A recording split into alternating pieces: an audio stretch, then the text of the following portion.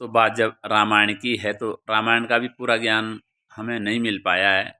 ये तो दया की है संत रामपाल जी महाराज ने हमारे ऊपर, जो ये ज्ञान रामायण का भी ज्ञान खोल दिया है। गीता और वेदों का ज्ञान तो खोला ही खोला है। तो त्रेता युग में लंका का राजा जब रावण था तो उसके दरबार में एक विजय भाट नाम का एक भाट रहता था वहाँ लंका में। उसके परिवार में 16 सदस्य थे। तो वो रावण के दरबार में जाता था, ये हंसाने का काम करता था। और उसकी जो पत्नी थी वो मंदोदरी के पास जाती थी, उसको हंसाती थी, उसके साथ टाइम पास करती थी।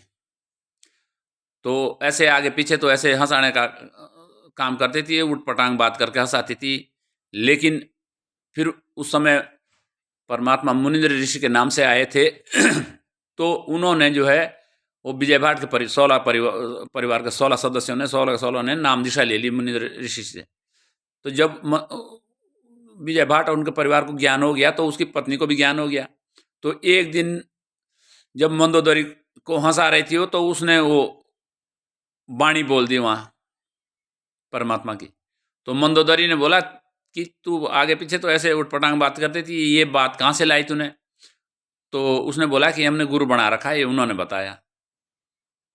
तो मंदोदरी ने कहा कि उसको अपने गुरु को बोलो कि आप यहाँ आए, हमारे से मिले। तो अगले दिन जब वो मुनिंद्र ऋषि से मिली तो उन्होंने कहा कि हमारी महारानी है मंदोदरी जी, उन्होंने आपको बुलाया। तो मुनिंद्र ऋषि रूप में परमात्मा जो आए थे उन्होंने कहा कि बेटी हम किसी के घर ऐसे नहीं जाते हैं, अगर किसी को ज़रूरत है हमारे पास आ जाए। तो तब मंदोदरी को ये बात उसने बताया, विजय भाट की पत्नी ने बताया कि संतों को ऐसे नहीं बुलाया करते, संतों के पास जाना चाहिए। तब मंदोदरी गई और तब मंदोदरी ने वो ज्ञान समझा, सुना और नाम उपदेश ले लिया। जब ले लिया नाम उपदेश तो ये ज्ञान वो रावण को देना चाहती थी, दिलाना चाहती थी मंदोदरी। तो मंदोदरी ने मुनिंद्र ऋषि से अर्ज की कि हमारे पति रावण को ये ज्ञान आप दो। तो मुनिंद्र ऋषि रूप में परमात्मा ने कहा कि वो नहीं सुनेगा, वो उसके अंदर अहंकार बहुत ज़्यादा हो गया है, वो नहीं सुनेगा।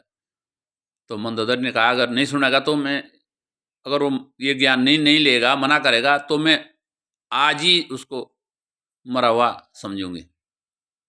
तो मुनिंद्र ऋषि चले गए रावण के दरबार में और रावण को ज्ञान समझाने के लिए। तब जब रावण को ज्ञान समझाना शुरू किया तो उसने तलवार उठा ली और मुनिंद्र ऋषि रूप में परमात्मा के ऊपर 70 बार किए तलवार के। तो परमात्मा ने झाड़ू की सींक उठाई और आगे की। तो 70 बार जब रावण ने तलवार चलाई तो वो सींक नहीं काट पाया था रावण। तो जब वहाँ से वापस आए परमात्मा तो मंदोदरी ने को कहा कि भाई ऐसी सी बात है, नहीं माना, ऐसे किया उसने। तो उसी दिन से जो है उसने मंदोदरी ने उसको मृत घोषित कर दिया था। और फिर ये बात मंदोदरी ने विभीषण को बताया। तो विभीषण फिर मुनि ऋषि के पास गए और ये ज्ञान समझा और फिर नाम उपदेश लिया। तो जब ये लंका की जो लड़ाई चली तो इसमें सब मर गए, लेकिन ये वो विजय भाट परिवार के 16 सदस्य और मंदोदरी बची थी वहाँ। तो परमात्मा की शरण जितना जल्दी हो सके ग्रहण कर लो। और इस समय संत रामपाल जी महाराज ज्ञान दे रहे हैं, फ्री में दे रहे हैं, क्या दिक्कत है भाई? और परमात्मा हमारे साथ ही है। परमात्मा ने कहा है कि श्वासों ही में सार पद, पद में श्वासा सार, और दम देही का खोज कर और आवागमन निमार। तो परमात्मा हमारे सांसों में, ये परमात्मा, ये संत रामपाल जी महाराज ने ये ज्ञान दिया है। और स्वयं परमात्मा आए थे तो उन्होंने ये ज्ञान दिया था। लेकिन ये ज्ञान 1997 तक गुप्त रहना था, यानी कि कलयुग का पहला पहर खत्म ना होने तक, जब तक कलयुग बीते ना 55 तब तक मेरा वचन ना हो सांचा। ये धर्मदास जी को बताया था कि धर्मदास तो है लाख दुआई और सार शब्द कितने बाहर न जाए।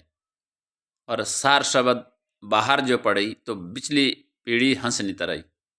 तो ये कलयुग के इस पैर तक इस ज्ञान को गुप्त रखना था, नहीं तो ये ज्ञान तो पहले आ जाता संसार में, लेकिन यहाँ जो काल का अपना जाल था उसने पूरा करना था।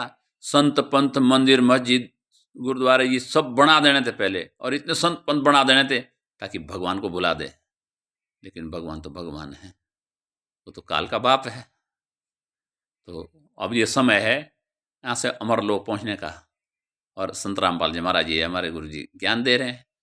देर ना करें और अपना कल्याण करवा लो और इस मनुष्य जीवन को सफल बना लो।